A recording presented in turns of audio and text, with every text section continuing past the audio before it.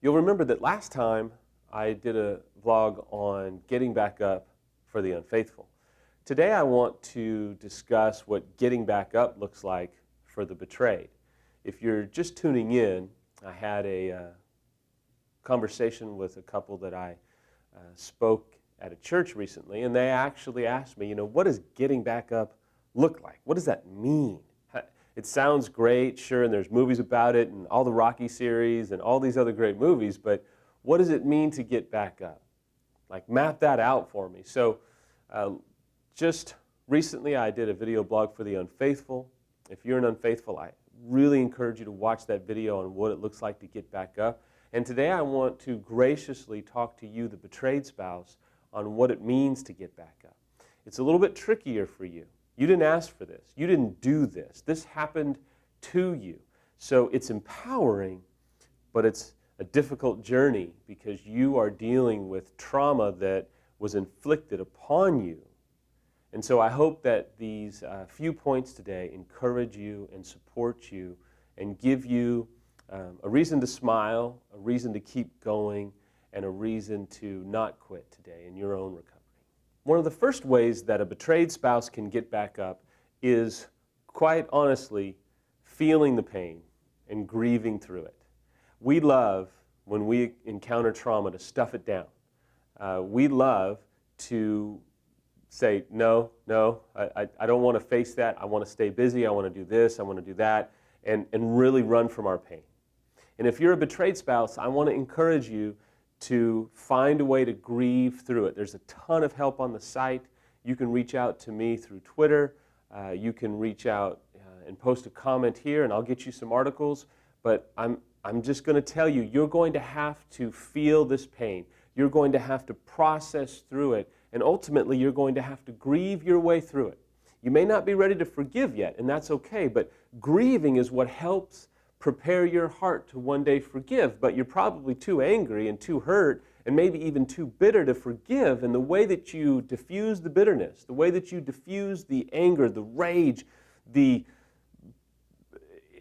incredible feeling of wanting to stab someone, the way that you're going to diffuse that is by grieving your way through that.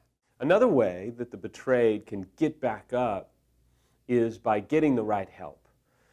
I just will tell you, you're going to have to admit and own the fact that you can't fix yourself and you can't save yourself. And a general therapist is not always the best way to go, because if they've never suffered from infidelity and betrayal, they don't necessarily understand the level of trauma that visits you every single day. And so you're going to have to find the right help, because if you can get the right help, they can help you get back up. And they can coach you and support you. And they can teach you principles on how to get back up every single day, even on terrible days where you never want to get out of bed.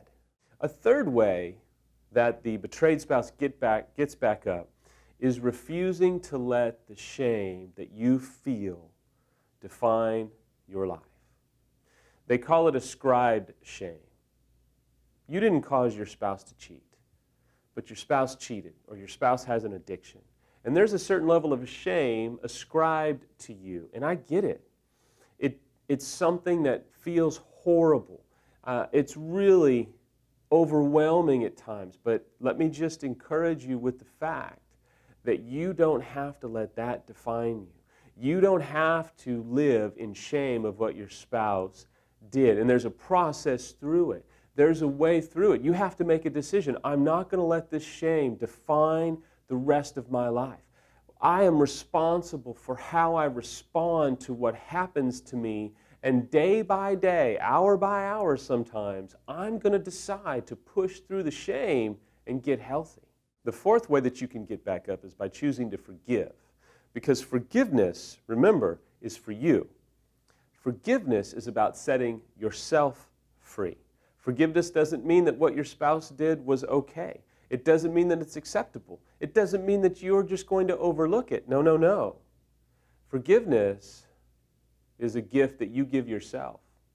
Forgiveness unlocks the prison doors around you and around your own heart. Forgiveness is actually one of the best ways that you get back up and refuse to be imprisoned by bitterness and resentment and anger and unforgiveness. Forgiveness is a way that you set yourself free and decide there's new life for me.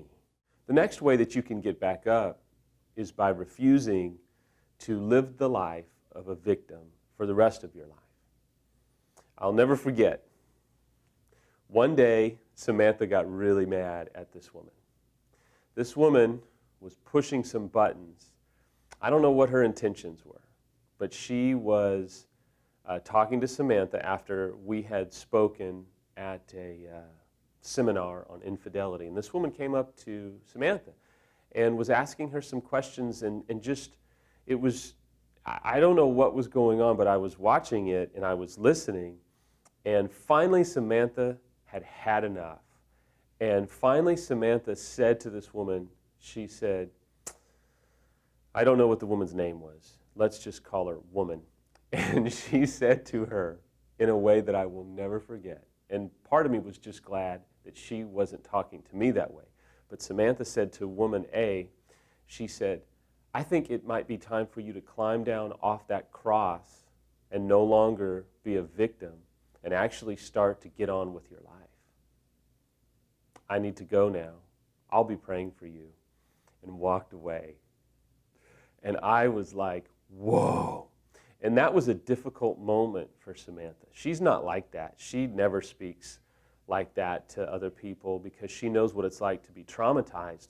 But there is a point where we, unfaithful and betrayed, have to decide that we will not remain a victim forever. Finally, one of the ways that you get back up, and Samantha told me to share this, is that you run away from self-pity. You're going to have to cultivate new life. You're going to have to be your biggest supporter at times. And the way that you run away from self-pity is by pursuing help, by pursuing new life, by refusing to allow the rest of your life to be defined by the trauma that you're having to walk through right now. By you deciding that you will not remain a victim. By you deciding that you're not going to surround yourself with other people who are living in self-pity, and that you're not going to just live in self-pity. You can find new life. You can find a new chapter. You can pursue the remaining life that you have available for you. But you're going to have to run away from a few things. You're going to have to run away from what seems easy but isn't healthy.